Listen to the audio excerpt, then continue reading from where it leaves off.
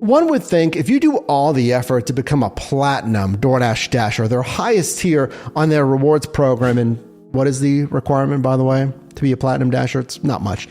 It's just accepting about 70% of all of the offers that DoorDash sends you. In some marketplaces, 80+% you have to accept, but you get the priority, the highest priority to the highest paying offers in your marketplace. So when I saw the Dashing Trader saying he's going to go 24 hours doing all this work and maintaining platinum status, I thought this better pay at least $20 an hour. Oh, I'd say $1.80 a mile. Let's watch this together. Can you make at least, you should, $20+ an hour, ideally 25+, and is all this except worth it? I'm currently paused right now. I've been paused since I got up here because I like to drive up to my little area before I get started. Do you need to do that though? I mean, I get it. It's reserving a spot with Dash Now and then using the pause feature to pause your shift, your Dash, until you're in an area, in this case, where he's happy, and then go online. I mean, I get it, but you're eating away the 35 minutes that you're allotted during your pause dash. You get 35 minutes, to pause a dash. I'd rather, and this is what I do here in Pittsburgh, let me know what you do, but I drive to my staging waiting zone first, and then I go online.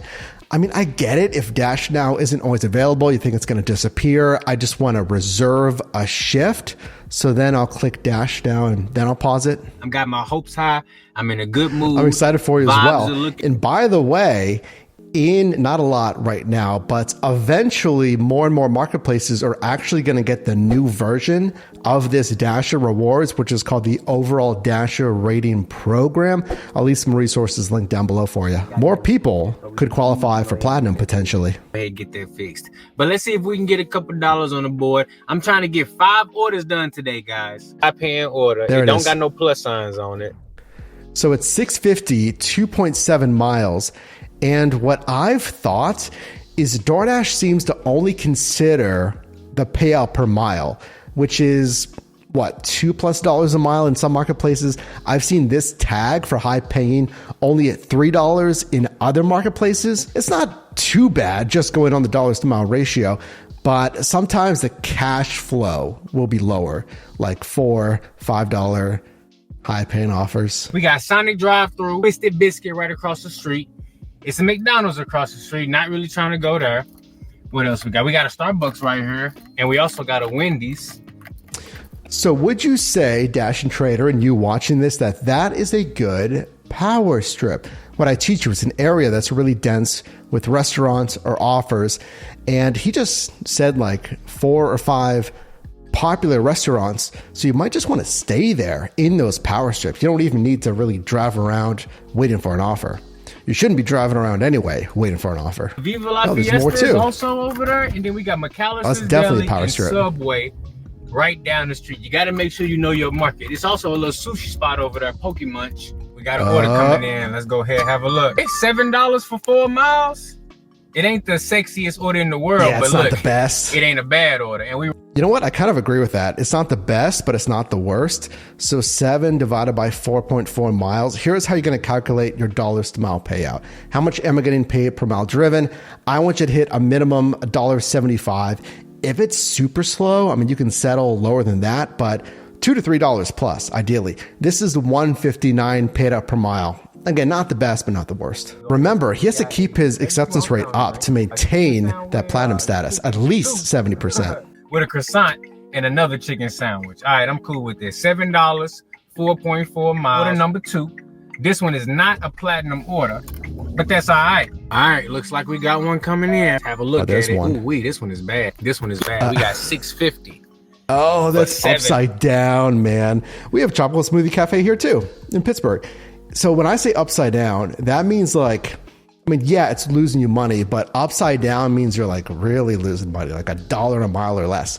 This is less than $1 a mile. How bad is this? That's 88 cents per mile. That's wild. And again, if you want platinum or even gold on what I call the V1 version 1 of Dasher rewards, you need 70%. So sure, you can decline this, but how many of these can you decline and still have the 70% required? It's kind of why I like the V2, that overall Dasher rating pilot that's coming out. You don't have to have a certain acceptance rate per se. You know what? We're going to go ahead and knock it out. Make y'all proud of me, right? Ooh, this order is bad. Chipotle chicken. I can't believe it. That stings.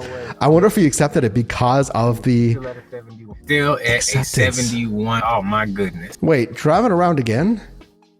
I gotta get a little closer to McDonald's, little Wingstop action. Oh, so he's trying to get back to a power strip. See, that's another thing.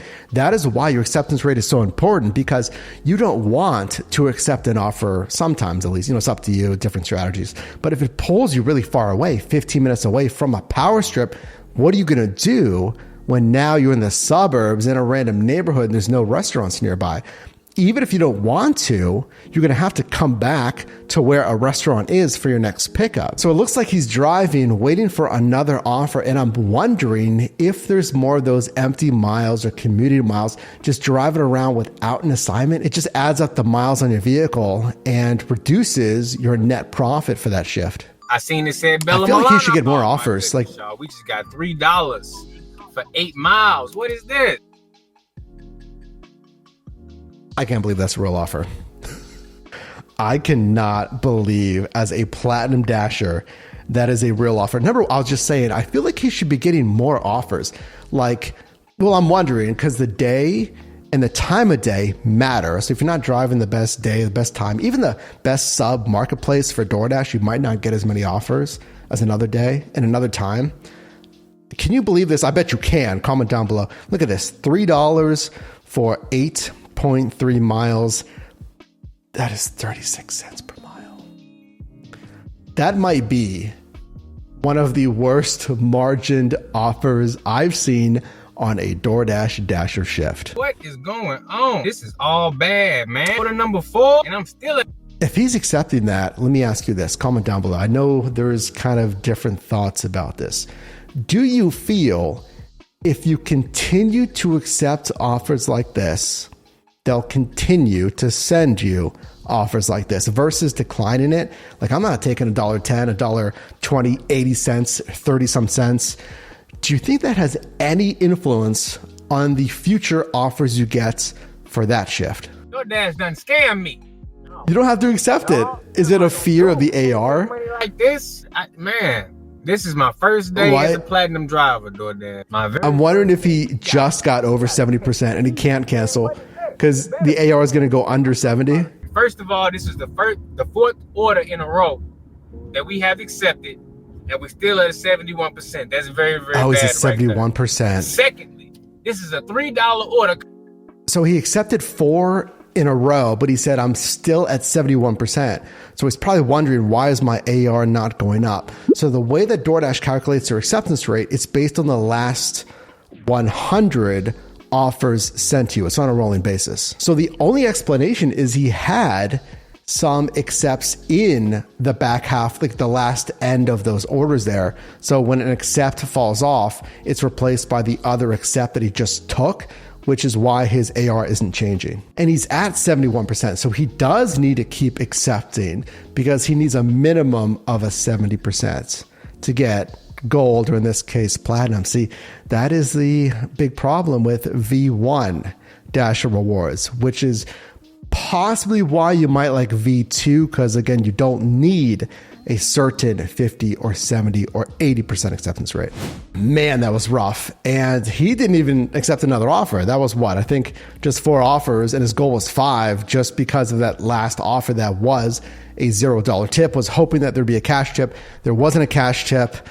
So if you're even thinking about Dasher rewards, the V1, the one that requires the acceptance rates, is it worth it? And is this a reflection of most silver, gold, and platinum shifts. What do you think? I hear anecdotally from other dashers that they work so hard to get 50% on silver, 70 or 80% for gold and platinum. They're accepting all these offers, a lot of low paying offers just to get there. And then they have shifts kind of like this. I mean, again, you have to keep accepting and maintain that AR, but shifts that have 1, 2, 3, or like 20% offers that are high paying.